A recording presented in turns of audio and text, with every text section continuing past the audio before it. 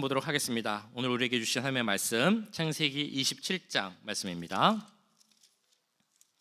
창세기 27장 1절에서 46절, 조금 길지만 오늘 말씀 다 같이 보도록 하겠습니다. 구약성경 37페이지에 있는 창세기 27장 1절에서 46절까지 한 절씩 교독하겠습니다. 하나님의 말씀을 교독할 때 살아계신 하나님의 음성을 들으시기 바랍니다. 이삭이 나이가 많아 눈이 어두워 잘 보지 못하더니 맏아들 에서를 불러 이르되 내 아들아 하매 그가 이르되 내가 여기 있나이다 하니 이삭이 이르되 내가 이제 늙어 어느 날 죽을는지 알지 못하니 그런즉 내 기구 곧 화살통과 활을 가지고 들에 가서 나를 위하여 사냥하여 내가 즐기는 별미를 만들어 내게로 가져와서 먹게 하여 내가 죽기 전에 내 마음껏 내게 축복하게 하라. 이삭이 그의 아들 에서에게 말할 때 리브가가 들었더니 에서가 사냥하여 오려고 들로 나가매 리브가가 그의 아들 야곱에게 말하여 이르되 내 아버지가 내 형 에서에게 말씀하시는 것을 내가 들으니 이르시기를 나를 위하여 사냥하여 가져다가 별미를 만들어 내가 먹게 하여 죽기 전에 여호와 앞에서 내게 축복하게 하라 하셨으니 그런즉 내 아들아 내 말을 따라 내가 내게 명하는 대로 염소 떼에 가서 거기서 좋은 염소 새끼 2마리를 내게로 가져오면 내가 그것으로 내 아버지를 위하여 그가 즐기시는 별미를 만들리니 내가 그것을 내 아버지께 가져다 드려서 그가 죽기 전에 내게 축복하기 위하여 잡수시게 하라. 야곱이 그 어머니 리브가에게 이르되 내 형 에서는 털이 많은 사람이요 나는 매끈매끈한 사람인즉 아버지께서 나를 만지실진데 내가 아버지의 눈에 속이는 자로 보일지라 복은 고사하고 저주를 받을까 하나이다. 어머니가 그에게 이르되 내 아들아 너의 저주는 내게로 돌리리니 내 말만 따르고 가서 가져오라.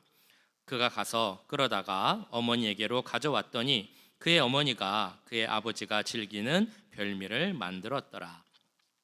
리브가가 집안 자객에 있는 그의 맏아들 에서의 좋은 의복을 가져다가 그의 작은 아들 야곱에게 입히고 또 염소 새끼의 가죽을 그의 손과 목에 매끈매끈한 곳에 입히고 자기가 만든 별미와 떡을 자기 아들 야곱의 손에 주니 야곱이 아버지에게 나아가서 내 아버지여 하고 부르니 이르되 내가 여기 있노라. 내 아들아 내가 누구냐? 야곱이 아버지에게 대답하되 나는 아버지의 맏아들 에서로소이다. 아버지께서 내가 명하신 대로 내가 하였사오니 원하건대 일어나 앉아서 내가 사냥한 고기를 잡수시고 아버지 마음껏 내게 축복하소서.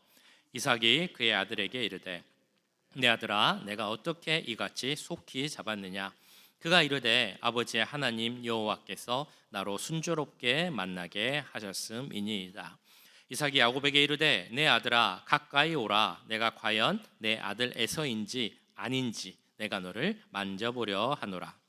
야곱이 그 아버지 이삭에게 가까이 가니 이삭이 만지며 이르되 음성은 야곱의 음성이나 손은 에서의 손이로다 하며 그의 손이 형 에서의 손과 같이 털이 있으므로 분별하지 못하고 축복하였더라.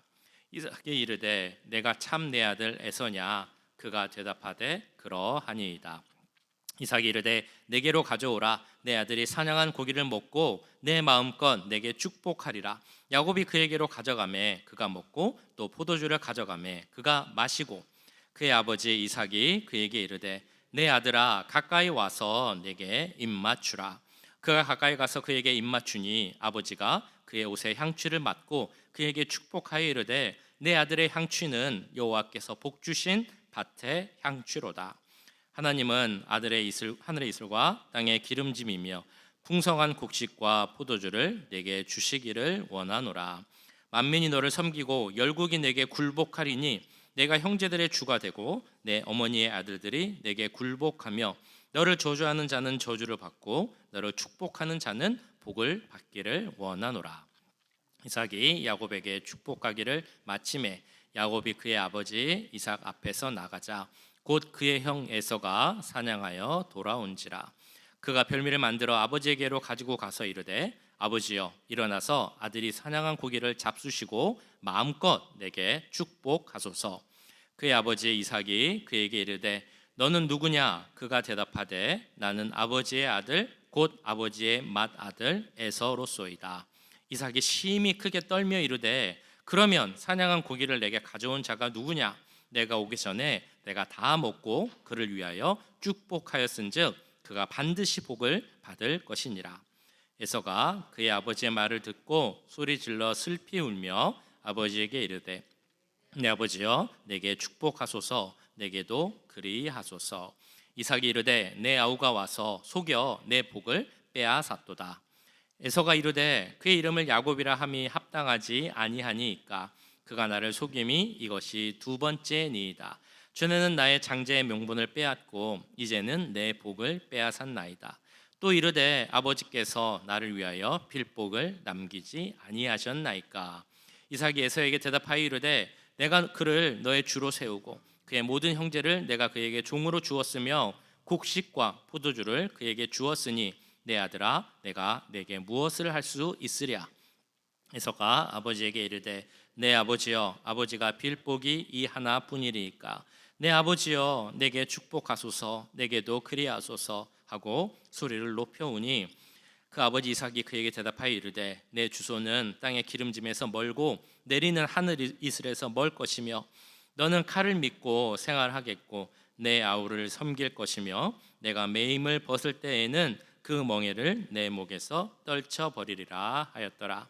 그의 아버지가 야곱에게 축복한 그 축복으로 말미암아 에서가 야곱을 미워하여 심중에 이르기를 아버지를 곡할 때가 가까웠은즉 내가 내 아우 야곱을 죽이리라 하였더니 맏아들 에서의 이 말이 리브가에게 들리매 이에 사람을 보내어 작은 아들 야곱을 불러 그에게 이르되 내 형 에서가 너를 죽여 그 한을 풀려 하니 내 아들아 내 말을 따라 일어나 하란으로 가서 내 오라버니 라반에게로 피신하여 내 형의 노가 풀리기까지 몇 날 동안 그와 함께 거주하라. 내 형의 분노가 풀려 내가 자기에게 행한 것을 잊어버리거든 내가 곧 사람을 보내어 너를 거기서 불러오리라. 어째 하루에 너희 둘을 이르랴. 리브가가 이삭에게 이르되 내가 햇사람의 딸들로 말미암아 내 삶이 싫어졌거늘 야곱이 만일 이 땅의 딸들 곧 그들과 같은 햇사람의 딸들 중에서 아내를 맞이하면 내 삶이 내게 무슨 재미가 있으리까. 네. 요즘은 설교를 하면서 실수에 대한 말씀을 자주 드리는 것 같습니다. 실수, 우리가 살아가면서 할 수밖에 없는 실수. 실수에 대해서는 여러 가지 말, 좋은 말, 격언이나 금언들이 있습니다. 유명한 말 중에 이런 말이 있죠. 우리가 살면서 할 수 있는 가장 큰 실수는 실수할까 봐 아무것도 안 하는 것, 걱정하고 아무것도 안 하는 것이 가장 큰 실수다. 그러니까 실수하고 실패해봐야 무언가를 성공할 수 있다라는 그런 의미의 말입니다. 실수를 좀 좋은 면에서 본 말이라고 볼 수 있습니다. 좀 나쁜 면에서 보면 신앙과 관련해서 이런 말도 있습니다. 우리 인간의 특징은 실수하는 것이고 하나님의 특징은 실수하는 인간을 용서하는 것이다. 이렇게도 이야기를 합니다. 이 두 가지 말에서 공통적으로 나오는 것은 우리 인간은 다 실수할 수밖에 없다라는 그런 말일 것입니다. 우리 모두 다 알고 있죠. 인간은 약하고 실수를 할 수밖에 없다. 어떤 실수는 반복하기도 한다. 그것이 우리의 모습입니다. 자, 그런데 제가 예전에도 한번 말씀드렸지만 반복되는 실수, 이것은 우리가 조금 생각을 잘 해봐야 되는 것이겠죠. 그래서 그런지 반복되는 실수에 대해서 이런 말도 있습니다. 한 번은 실수지만 두 번 하는 것은 실력이다. 한 번은 실수, 두 번은 실력. 그런 말이 있습니다.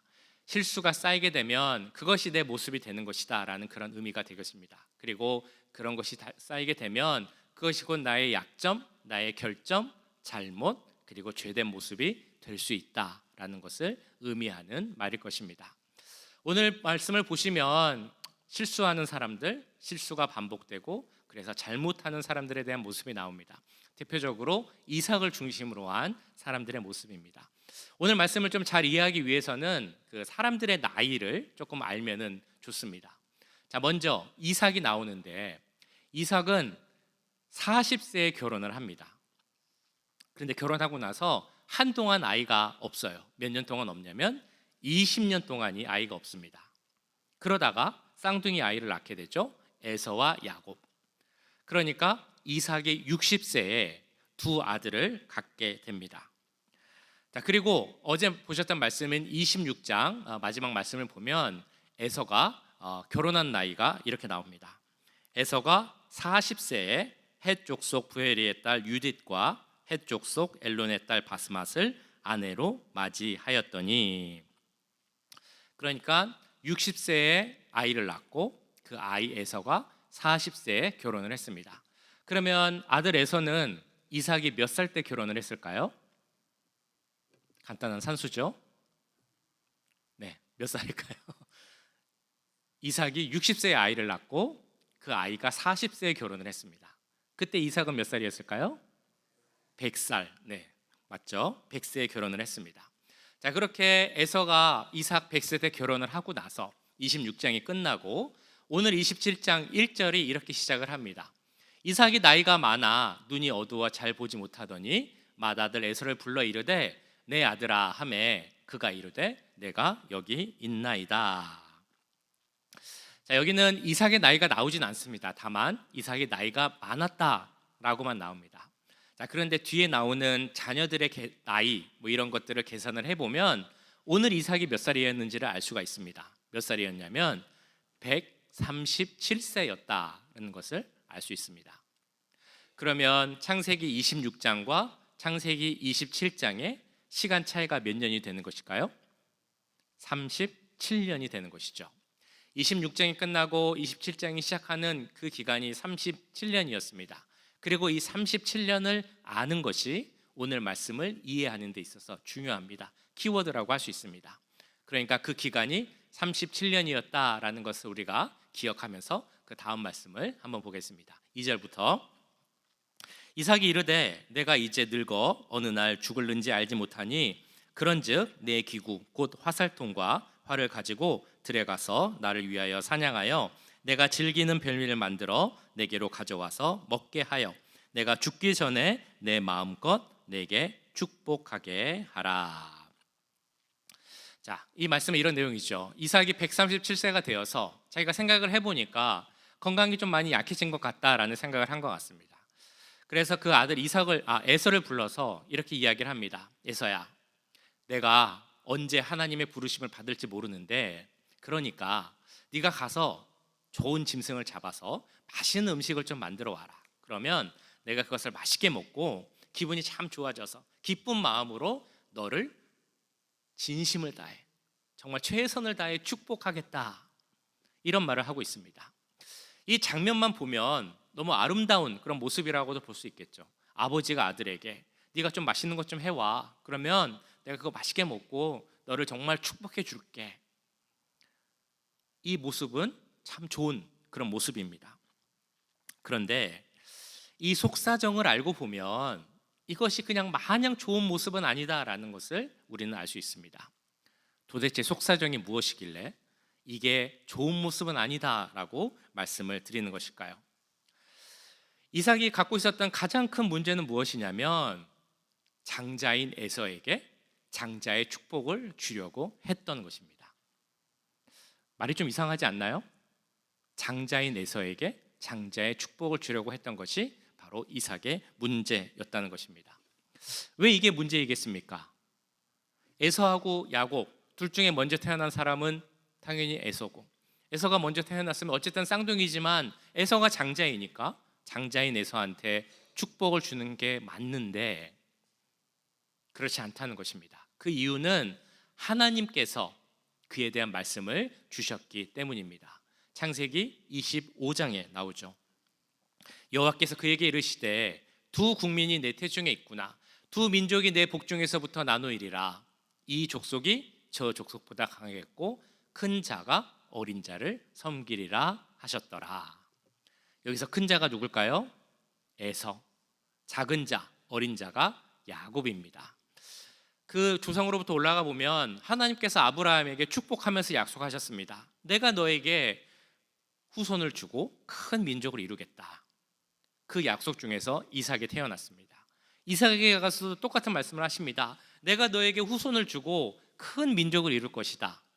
다만 너에게는 두 아들이 있을 건데, 쌍둥이가 있을 건데, 그 중에서 작은 아들, 어린 아들이 그 장자의 축복을 이어갈 것이다 라고 말씀을 하신 것입니다. 그렇기 때문에 에서가 아닌 야곱에게 장자의 축복을 주었어야 하는 것이죠. 그런데 이삭은 그런 하나님의 말씀이 아니라 자기의 생각대로 에서에게 축복을 주려고 했기 때문에 거기에 문제가 있는 것입니다. 이삭이 왜 그렇게 했을까? 아마도 좀 개인적인 마음도 있었던 것 같아요. 오늘 말씀에도 나오지만 이삭은 에서를 조금 더 좋아한 것 같습니다. 보통 편애했다고 이야기를 하죠. 에서를 더 좋아했던 이유가 무엇인가? 앞에 25장에 보시면 이렇게 나와 있습니다. 이삭은 에서가 사냥한 고기를 좋아함으로 그를 사랑하고 반대로 리브가는 야곱을 사랑하였더라. 이삭은 그 에서가 잡아서 만들어 온 음식을 좋아했던 것 같습니다. 그것 때문만 그런 건지 아니면 또 다른 이유가 있었는지까지는 나오진 않습니다만 어쨌든 이삭은 에서를 조금 더 사랑했습니다. 더 나아가서 하나님의 명령보다는 자기의 마음에 이끄는 대로 하나님 말씀하신 작은 자인 야곱이 아니라 에서에게 그 장자의 축복을 주려고 했습니다. 그렇기 때문에 이 이삭은 이 일을 은밀하게 하려고 합니다. 그 당시에 큰아들 장자를 세우고 축복을 주는 것은 큰 행사였습니다. 그래서 온 가족을 다 불러 모아서 동네 잔치를 하면서 이 아들이 내 장자이고 축복을 받을 것이다 라는 것을 큰 행사로 했습니다. 그런데 오늘 보시면 아시겠지만 이삭은 그렇게 하지 않습니다. 아내 리브가도 모르게 또 아들인 야곱도 모르게 에서만 불러서 네가 지금 음식을 해오면 내가 너를 축복하겠다 이렇게 이야기를 하고 있는 것입니다. 그 이유가 무엇이겠습니까? 이삭도 뭔가 그 마음속에 문제가 있다는 것을 알고 있었다는 것입니다. 떳떳하지 못한 일이라는 것을 알고 있었다는 것이죠. 그는 분명 하나님 말씀을 알고 있었을 것입니다. 그런데 자신이 그 뜻을 거스른다는 것을 알고 있었기 때문에 이것을 은밀하게 아무도 모르게 하려고 했었던 것입니다. 우리가 신앙생활을 하다 보면 내 뜻과 하나님의 뜻, 하나님의 말씀과 내 생각이 다를 때가 있음을 경험할 때가 있습니다. 사실은 많이 있죠. 그럴 때는 어떻게 하십니까? 하나님의 뜻과 내 생각이 다를 때, 그래서 내가 하나님의 뜻을 거슬려야 할 것 같을 때 어떻게 합니까? 그런 때를 정당화하기 위해서 사람들이 많이 하는 말이 있다고 합니다. 한 3가지가 있는데 뭐냐면 첫 번째는 대부분의 다른 사람들도 다 그렇게 합니다 라는 변명입니다. 나만 그런 게 아니고 다른 사람도 다 그렇게 하니까 괜찮습니다 라는 그런 의미겠죠.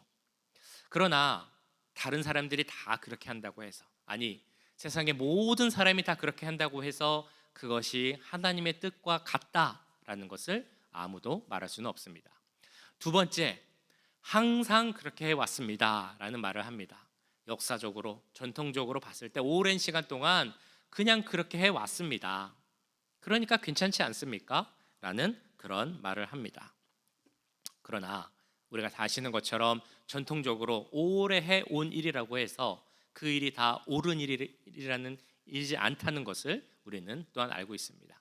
그 세 번째, 내가 봤을 때 여러 가지를 고려해 봤을 때 이성적으로, 논리적으로, 감정적으로 다 생각해봐도 이게 맞는 것 같습니다 라고 생각을 하는 것이죠. 내가 바보가 아닌데, 나도 경험이 많고 아는 것도 많은데 하나님은 이렇게 말씀하시는 것 같지만 내가 이 모든 상황을 보니까요 하나님 말씀이 맞는 게 아니고 내가 생각하는 게 맞는 것 같습니다 라고 말하며 우리가 변명을 한다는 것입니다. 우리는 분명 사람인데 실수하고 넘어지는데도 우리는 그런 생각을 한다는 겁니다. 이삭도 그런 생각을 한 것 같습니다. 야곱을 보면서 이렇게 생각하지 않았을까요? 저 야곱, 저 사냥도 못하고 음식도 만들어주지 못하고 왜 저런 야곱을 장자로 만들려고 합니까? 그리고 저 야곱은 둘째인데 에서가 첫째 아닙니까? 장자인 에서한테 장자권을 주는 게 뭐가 문제입니까? 다른 사람들 다 그렇게 합니다. 역사적으로 전통적으로 항상 그렇게 했습니다. 내가 잘 보고 생각해 보니까 하나님 뜻대로 하는 것보단 제 뜻대로 하는 게 맞는 것 같습니다. 이삭이 그렇게 생각을 했던 것입니다. 자, 이런 생각을 하고 있었던 이삭은 사실은 그 마음속에 자기를 생각하는 모습이 많이 있었다는 것을 또한 우리는 알게 됩니다. 아까 읽으신 2절에서 4절 말씀을 보면 에서에게 말하는 그 이삭의 말 중에 특징이 하나 있습니다. 뭐냐면 나라는 표현이 정말 많이 나온다는 것입니다. 이삭은 내가 중심이 되는 그런 삶을 살고 있었습니다. 여기도 나오지만 이삭이 뭐라고 얘기를 했습니까? 에서에게 나를 위해서 사냥을 해서 나를 위해서 음식을 만들어서 나에게로 가져와서 나로 하여금 먹게 하면 내가 너를 축복하겠다. 이렇게 이삭이 말을 하고 있습니다. 어찌된 일인지 이삭 하면 믿음의 조상인데 하나님과 동행하며 그렇게 삶을 살았던 사람인데 그의 말 속에 하나님이 한 번도 등장하지 않는 겁니다. 이삭에 대한 분량은 짧지만 그 앞에 보면 하나님과 동행하며 하나님을 드러내며 살았던 그 삶을 살았던 이삭을 우리는 잘 알고 있습니다. 몇 가지 생각해 보면 이런 것이 있죠. 그 아내 리브가를 그 종이 이제 택하여서 데리고 올 때 이삭의 모습이 이렇게 나타납니다. 이삭이 저물 때에 들에 나가 묵상하다가 눈을 들어 보매 낙타들이 오는지라. 아내 리브가가 이제 사람들하고 같이 오는 겁니다. 그러니까 막 떠들썩하게 잔치를 하면서 아내를 맞이할 수도 있고 화려하게 옷을 입고 멋있게 보이기 원하는 마음으로 나가서 아내를 맞이할 수도 있을 겁니다. 근데 이삭은 그렇게 한 것이 아니라 그는 어떻게 했냐면 들에 나가서 조용히 묵상했다. 혼자 하나님께 나가서 기도하고 하나님과 함께 했다. 그런 의미가 있는 것입니다. 이렇게 그런 시간에도 아내를 맞이할 때도 하나님께 기도하며 마음의 준비를 한 사람이 바로 이삭이었습니다. 자녀를 구할 때도 마찬가지입니다. 결혼하고 나서 몇 년 동안 애가 없다고 말씀드렸습니까? 20년 동안 없다고 그랬죠. 그 20년 동안 그 이삭은 계속 기도를 했습니다. 그 기도가 25장 21절에 이렇게 나옵니다. 이삭이 그의 아내가 임신하지 못하므로 그를 위하여 여호와께 간구하매 여호와께서 그의 간구를 들으셨으므로 그의 아내 리브가가 임신하였더니. 이렇게 기도함으로 자녀를 얻은 사람이 바로 이삭이었습니다. 그리고 하나님과 함께하는 이삭의 모습을 잘 나타내는 것이 바로 어제 보셨던 26장에 나오는 우물 사건이었죠. 우물 사건을 통해서 이삭의 모습을 우리는 이렇게 말씀드렸습니다. 이삭은 사실 어떻게 보면 평범하고 보통의 삶을 산 사람이지만 그럼에도 특별한 믿음을 갖고 있었고 특별한 순종을 보여준 그런 사람이었다. 하나님을 믿는 사람이었고 하나님의 약속을 확신하는 사람이었기 때문에 평범한 속에서도 다른 모습을 보여줄 수 있었고 하나님을 드러내는 사람이었다라고 말씀을 드렸습니다. 그래서 그는 그가 우물을 봤을 때 블레셋 사람들이 와서 그 우물을 몇 번이나 뺏었지만 그럼에도 그 우물을 계속 양보할 수 있었습니다. 그 이유는 하나님을 믿었고 하나님의 약속을 확신하기 때문이었습니다. 그런 이삭을 보면서 세상 사람들이 와서 이렇게 이야기를 하는 겁니다. 그들이 이르되 여호와께서 너와 함께 계심을 우리가 분명히 보았으므로 우리의 사이 곧 우리와 너 사이에 맹세하여 너와 계약을 맺으리라 말하였노라. 우물을 양보했더니 이방인인 블레셋 사람들이 와서 이렇게 얘기하는 겁니다. 아, 하나님께서 당신과 함께 하시는군요. 하나님이 함께 하시니까 당신은 보통 사람이 아닌 것 같습니다. 내가 당신이 좀 두렵습니다. 무서우니까 우리 서로 해하지 않겠다고 평화 조약을 맺으면 좋겠습니다. 이렇게 말을 할 정도로 사람들에게 영향력, 요즘 말로 세상 말로 하면 어떤 아우라 같은 것이 있었던 사람이 이삭이었던 것 같습니다. 그런데 오늘 본문을 보면 어떻습니까? 이삭에게는 그런 모습이 전혀 나타나지 않습니다. 나만 생각하는 사람이 되었고 나 중심의 사람이 되었고 하나님 말씀을 읽고 내 생각대로 하려는 그런 사람이 되었습니다. 창세기 26장과 27장 사이에 몇 년의 차이가 있다고 말씀드렸습니까? 37년이었습니다. 37년 동안 도대체 무슨 일이 있었던 것일까요? 어떤 일이 있었길래 이삭이 이렇게 변하여서 하나님과 함께하고 하나님을 드러내었던 그런 사람이 나 중심이 하나님 말씀을 잊어버리고 사는 그런 사람이 되었겠습니까? 그것을 추측해 볼 수 있는 말씀이 1절 앞부분에 이렇게 나옵니다. 이삭이 나이가 많아 눈이 어두워 잘 보지 못하였다. 이 말은 말 그대로 137세가 된 이삭이 나이가 많았기 때문에 육체의 눈이 어두워졌다라는 의미가 있습니다. 동시에 그의 눈, 영적인 눈, 그 시선이 가리워졌다라는 의미도 갖고 있습니다. 그러니까 37년을 보내면서 어떤 일이 있었는지는 정확히 모르지만 그 이삭이 그렇게 실수를 하고 실수를 반복하면서 하나님을 떠난 삶을 살았다는 것입니다. 하나님 말씀을 떠난 삶을 살았습니다. 하나님을 잊어버리고 사는 삶을 살았습니다. 그의 눈이 가리워졌고 귀가 가리워지는 그런 삶을 살았던 것으로 볼 수 있습니다. 실수가 반복되어서 그것이 약점이 되고 결점이 되고 문제가 되고 또한 하나님을 잊는 죄된 삶을 살고 있는 것이 바로 이삭의 모습이었다는 것을 우리는 볼 수 있습니다. 26장에서의 이삭은 말 그대로 그냥 서 있는 것만으로, 존재만으로 하나님의 계심을 나타내고 드러내는 사람이었습니다. 아우라가 있는 사람이었습니다. 사람들이 와서 이삭에게 가만히 있어도 이렇게 얘기합니다. 아, 하나님이 당신과 함께 하시는군요. 아, 하나님이 당신에게 큰 복을 주시는군요. 이런 말을 듣는 사람이 바로 이삭이었다는 것입니다.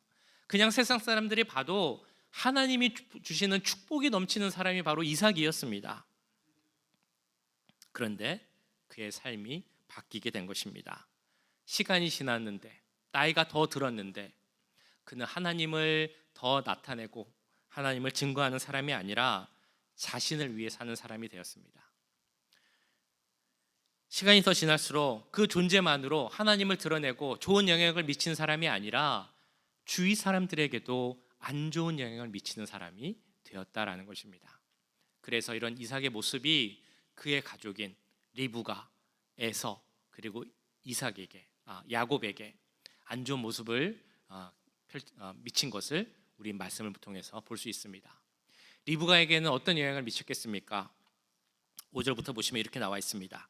이삭이 그의 아들 에서에게 말할 때 리브가가 들었더니 에서가 사냥하고 오려고 들러 나가매 리브가가 그의 아들 야곱에게 말하여 이르되 내 아버지가 내 형 에서에게 말씀하시는 것을 내가 들으니 이르시기를 나를 위하여 사냥하여 가져다가 별미를 만들어 내가 먹게 하여 죽기 전에 여호와 앞에서 내게 축복하게 하라 하셨으니. 이 말씀을 보면 아내 리브가가 아버지 이삭과 아들 에서가 이야기하는 것을 들었다라고만 표현이 됩니다. 그냥 이 말씀만 보면 아버지와 아들이 이야기하는 것을 엄마가 이렇게 한쪽에서 듣고 있었구나라고 생각할 수 있습니다. 근데 여기서 말하는 들었다라는 그 단어의 정확한 의미는 엿들었다라는 의미입니다. 그러니까 이 말씀을 이렇게 생각을 해보셔야 됩니다. 그려보시면 한쪽에서 아버지 이삭이 리브가와 야곱이 듣지 못하게 에서에게 이렇게 속삭이면서 비밀스럽게 얘기를 하는 겁니다. 얘야, 네가 지금 가서 먹을 걸 좀 만들어 와. 맛있게 해오면 내가 너만 축복해 줄게. 그럼 한편에서는 어떤 일이 일어나고 있는 겁니까? 리브가가 귀를 이렇게 대고 엿듣고 있는 겁니다. 그리고 나서 얼른 가서 아들 야곱에게 얘기하는 거죠. 얘야, 아버지가 에서만 축복한대. 너 빨리 가서 변장하고 아버지한테 거짓말해서 그 축복을 가로채. 네가 축복받아야 돼. 이런 모습이 지금 리브가가 그리고 있는 모습입니다. 리브가가 이삭의 아내로 선택될 때 어떤 모습을 보였습니까? 이 여인은 참 현명하고 또 성실하고 하나님 말씀에 순종하는 그런 지혜로운 여인이다. 그러니까 이 여인을 선택해야겠다라고 해서 선택된 자가 바로 리브가인데요. 그 시간이 지나면서 이 리브가가 이런 모습을 보이는 여인으로 변해갔다라는 것입니다. 에서는 어떤 사람입니까? 에서 아까 말씀드렸지만 26장에 나오는 마지막 절에 나오는 것처럼 그들은 이방인과 결혼하면 안 되는데 이방 여인을 아내로 받아들인 자가 바로 에서였습니다. 뿐만 아니라 잘 아시는 사건이 있죠. 자기에게 있는 장자의 그 축복, 고난을 팥죽 한 그릇에 팔고 바꾼 사람이 바로 에서입니다. 하나님이 주신 그 축복이 얼마나 큰 것인데, 장자의 고난이 얼마나 큰 것인데 그것도 모르고 팥죽 한 그릇에 팔았던 어리석은 자가 바로 에서라는 것입니다. 야곱도 마찬가지죠. 야곱은 축복을 가로채기 위해서 어떤 일을 합니까? 아버지를 속입니다. 그 속이는 모습이 이렇게 나오는데, 그 말씀을 한번 보면서 우리가 같이 상상을 좀 해보면 좋겠습니다. 야곱의 아버지에게 나아가서 내 아버지여 하고 부르니 이르되 내가 여기 있노라. 내 아들아, 내가 누구냐? 야곱의 아버지에게 대답하되 나는 아버지의 맏아들 에서로소이다. 아버지께서 내게 명하신 대로 내가 하였사오니 원하건대 일어나 앉아서 내가 사냥한 고기를 잡수시고 아버지 마음껏 내게 축복하소서. 자, 이 말을 하기 위해서 야곱이 어떤 준비를 합니까? 혹시 그 냄새로 자기를 알아볼까 싶어서 에서가 입고 있던 옷을 갖고 와서 입습니다. 혹시 내가 피부가 매끈매끈하니까 이걸 만져보고 나라는 것을 알까 싶어서 염소 새끼 가죽을 목하고 손에 팔에 휘둘렀다고 합니다. 그리고 아버지에게 나갑니다. 말씀에는 목소리를 변장했다라고는 나오진 않습니다만 당연히 하지 않았을까라고 생각이 됩니다. 아버지가 물어보죠. 뭔가 이상하니까. 네가 누구냐? 그랬더니 야곱이 어떻게 하는 겁니까? 아마도 형 에서는 좀 목소리가 걸걸한 사람이었을 것 같은데 이렇게 속이면서 얘기를 하는 겁니다. 네, 저는 에서입니다. 뭐 그런 식으로 이야기를 했겠죠. 이때 야곱의 나이가 몇 살인지 아십니까? 또 산수 문제입니다. 그들이 60세에 애를 낳았다라고 말씀드렸죠. 오늘 이삭은 137세였다고 나옵니다. 그럼 야곱의 나이가 몇 살입니까? 77세. 네, 한창인 때죠. 77세. 그러나 많은 것을 경험하고 보고 배웠을 나이 77세인데 야곱이 지금 뭘 하고 있습니까? 목소리를 변조하면서 그 형의 옷을 입고 염소의 그 가죽을 이렇게 몸에 휘두르면서 아버지에게 거짓말하고 축복을 빼앗기 위해서 그런 모습을 보이고 있는 자가 바로 야곱이라는 것입니다. 오늘 말씀에 이렇게 사람들의 실수하는 모습이 나옵니다. 마찬가지로 우리도 실수합니다. 실수를 반복하는 경우도 물론 있습니다. 근데 우리는 좀 이렇게 잘 생각을 해보면 좋겠습니다. 혹시 내가 나에게 정말 반복되어지는, 계속되어지는 실수가 있지는 않은지, 만약에 지금 떠오르는 것이 있다면 조금 우리가 정신을 바짝 차리고 생각을 해보면 좋겠습니다. 그건 그냥 실수라고 넘어가기엔 그것이 계속 반복되고 내 삶 가운데 있다면 그건 실수가 아니라 내 약점이고 내 문제이고 나아가 내 죄이기 때문입니다. 그것으로 인해서 우리가 하나님과 멀어질 수 있기 때문입니다. 그리고 그것으로 인해서 우리가 주위 사람들에게 안 좋은 영향을 미칠 수 있기 때문입니다. 잘 아시는 것처럼 참 희한하게도 좋은 것은 쉽게 이렇게 전파되지 않습니다. 좋은 것은 배우는 것이 참 어렵습니다. 그런데 안 좋은 것은 왜 그렇게 쉽게 전파가 되는지, 안 좋은 것은 왜 그렇게 쉽게 배울 수 있는 건지, 대표적인 게 그런 것이 있죠. 아버지 아브라함이 아내를 누이로 속이는 그 거짓말을 하니까 그게 누구한테 또 일어났습니까? 이삭도 아내를 누이로 속이는 그 일을 반복하게 된 것입니다. 이런 사실은 그리고 이삭이 37년 동안 하나님을 떠나서 그런 삶을 사니까 그것을 보고 안 좋은 영향을 받았던 리브가, 에서, 야곱도 정말 실수라고 하기엔 정말 안 좋은 그런 죄된 모습을 오늘 말씀을 통해서 보이고 있는 것입니다. 이러한 사실은 우리에게도 똑같이 적용이 됩니다. 우리가 갖고 있는 실수, 내가 갖고 있는 약한 모습들, 반복되는 잘못들, 그런 모습은 얼마나 영향력이 큰지, 전파가 잘 되는지, 그런 안 좋은 영향력은 내 주위 사람들에게, 가족에게, 우리 자녀에게 금세 전파될 수 있다는 것입니다. 우리 마음속에 이 말을 좀 담으면 좋겠습니다. 이제는 실수하지 않기 원합니다. 그리고 이삭이 경험했던 그 37년의 무의미한 시간, 하나님께로 더 가까이 나가는 것이 아니라 하나님께로부터 멀어졌던 그러한 시간이 우리에게는 오지 않기를 간절히 바랍니다. 우리에게 필요한 것이 무엇이겠습니까? 변하지 않는 신앙을 지키는 것이 중요합니다. 그를 위해서는 하나님께 매일같이 나가는 것이 중요합니다. 말씀을 묵상하며 기도하며 찬양하며 우리 신앙의 루틴 가운데서 어떻게 하면 하나님을 떠나지 않을 수 있을까 고민하며 사는 것이 중요합니다. 그렇게 하나님과 교제하며 살아야 우리가 이런 실수를 반복하지 않을 수 있고 그런 무의미한 시간을 보내지 않을 수 있다는 것입니다. 우리가 좀 이것을 잘 기억하면 좋겠습니다. 그래서 내 삶의 모습을 통해서 다른 사람에게 안 좋은 영향을 미치는 우리가 아니라 우리의 그 작지만 하나님을 향해 나가는 그 노력을 통하여서 우리 주위 사람들에게도 내 가족들에게도 내 자녀들에게도 정말 하나님 주시는 선하고 좋은 영향을 미치며 살아갈 수 있는 우리가 될 수 있기를 간절히 축원합니다. 기도하고 마치도록 하겠습니다. 사랑의 주님,